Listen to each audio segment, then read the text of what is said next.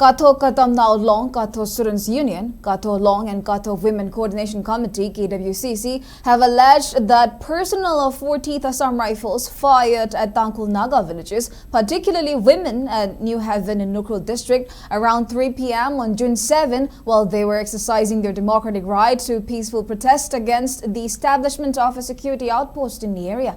As per information received by SKTV News, the organization stated that they had earlier issued a press statement on June 4 demanding removal of the outpost, which they claimed was set up without the consent, prior notification or approval of Sokval village authority.